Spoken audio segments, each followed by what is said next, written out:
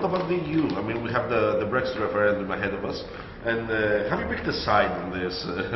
Well, here's the thing. My side is I'm very pro-European, but I'm against the euro. So if I still lived in the United Kingdom, I would have an interesting choice. So if you look at Larry Elliott in The Guardian, Larry has said that he thinks he should vote for exit because this might be the existential crisis that blows up the euro. Now, why would you want to blow up the euro? Because that will be terrible, etc., etc. Because the long-run effect of the euro is going to be to drive Western European wages down to Eastern European levels in global competition for export share with the Chinese. That's one interpretation as to where this all goes. And that's going to be fine for the Eastern Europeans coming up. It's going to be great for very efficient exporters in the north. It's going to be an absolute disaster for France and parts of Italy, if not all of Italy, and certainly for Greece. Now, if you have a system in which one side's running a surplus and the other side isn't allowed to run a deficit because of the rules, the only thing the other side can do is permanently contract their economies to allow someone else to make money selling BMWs. I don't see that ending well. So perhaps it's better to nip it in the bud when you've got the chance. Now, the thing is with Brexit, I don't think that's what the debate's all about. This is Trumpism. Everybody's got a version of it. Trumpism. Remember Donald Trump? Yeah. Right, okay. So, well, here's what I mean by Trumpism. For the past 25 years, particularly the centre-left, has told the bottom 60% of the income distribution in the country is the following story. Globalization is good for you. It's awesome. It's really great. And we're going to sign these trade agreements. Don't worry, there'll be compensation. It'll be fine. You'll all end up as computer programmers. It'll be fantastic, right?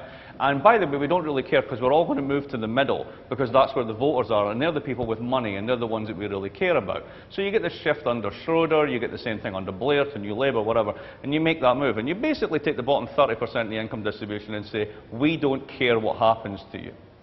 You're now something to be policed.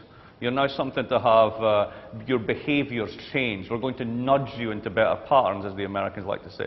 It's a very paternal, it's a very patronising relationship. This is no longer the warm embrace of social democracy, arm in arm with solidarity with the working classes. They're there to be policed and excluded in their housing estates so that you feel safe in your neighbourhoods, so that you can have your private schools, they have their public schools, which you don't really want to pay taxes for anymore. So once this has evolved over 20 years, you have this revolt not just against Brexit. It's not about the EU. It's about the elites. It's about the 1%. It's about the fact that your parties that were meant to serve your interest have sold you down the river. So kind of, if you keep Le Pen, yeah, maybe they're all the same. Think how ridiculous this is. Think of the Scottish independence thing, right?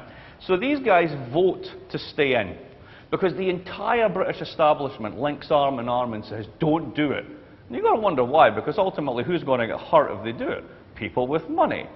So they're saying, don't do this, right? So, okay, they go, all right, then we won't do it, right? So then the SNP, the anti-austerity party, are in there like, aye, well, we didn't win that, but, you know, we're still in power, great, on you go. Okay, so what happens next? Well, if there's going to be a Brexit vote and to get out, then the Scots are going to vote to get back in. Okay, this is fun, right? So you're going to give up George Osborne, who's an austerity chancellor, for who? Dr. Schäuble. So your nice little Scottish welfare state's going to be really well protected by the tender embrace of the Germans. How's that working out for the Greeks? Not really. Right. People aren't thinking this one through. This is basically a revolt against technocracy. It is a revolt against governance by unrepresented, unelected, undemocratic elites. And having had a government where every single district in your country says no chance, 61% say no chance, and then the result is we're going to do it anyway. You're basically proving to people that democracy is irrelevant. So this is global Trumpism. And at the end, it's a no-win scenario. I mean, well, it's a no-win scenario until basically elites figure out that at the end of the day, as I like to say to my American hedge fund friends, the Hamptons is not a defensible position. The Hamptons are a very rich area on Long Island that lie on low-lying beaches. Very hard to defend a low-lying beach.